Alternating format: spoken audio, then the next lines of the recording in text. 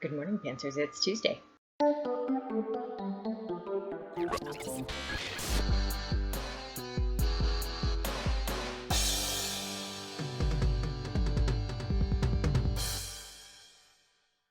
Nala, congratulations on buying your apartment, and I look forward to seeing it behind you once you've moved. I hope you'll show us around. I'm glad you talked about canning. I don't blame you for not wanting to move with it.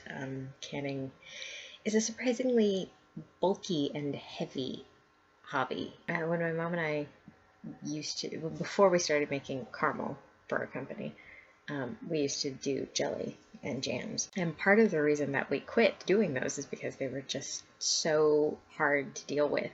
They were hard to find room for storage. They were hard to move from place to place. If we went to a show, we had to pack up cases and cases of these glass jars. They're fragile, they're heavy. Even empty jars are heavy. And then once you put something in them, it's like they have moved to another gravitational zone or something. They're just exponentially more heavy than they should be. And they're so easy to break when you're moving. Once we had a show, it was put on by some community group, and they had set it up in the high school. So when you first came in the doors, there was this corridor, and then it went back to several different rooms and stuff, and they had some of the booths set up down this first corridor. That's where we were.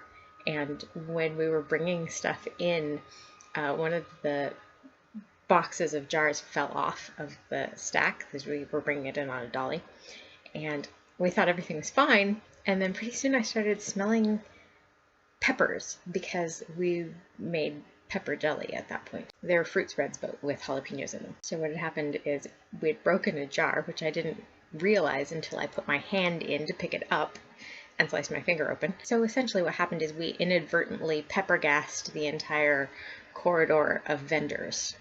So that was nice. You talked about, kitchen disasters, and we sort of had our own kind of minor kitchen disaster with the canning this week. So we were canning apple slices, and the apples were kind of soft. They were a soft apple anyway. They're Gravensteins, and they were getting a little bit old, so they had gotten kind of soft, not mushy yet, but soft. We think what happened is they got air pockets in them, even though we used the wand thing to get out all the air bubbles. We think what happened is that they got full of air pockets because the apples were so kind of mushy that they sort of collapsed in on themselves and trapped all this air underneath. And so we had 3 jars in the canner that blew the lids off, not the lid off the canner, but the lids off the jars. And one of them blew off after my mom had already taken the lid off the canner. And so, boiling water and boiling apple kind of went all over the place. It got her hand and up her arm a little bit. We put her hand in, cool water and soaked it and put, burn stuff on it and everything. So she's fine. She didn't even have to go to the doctor or anything. It wasn't a, serious burn, but it was painful. So she's fine, but not fun. And, she's a little leery of canning at the moment, which I cannot blame her for, frankly.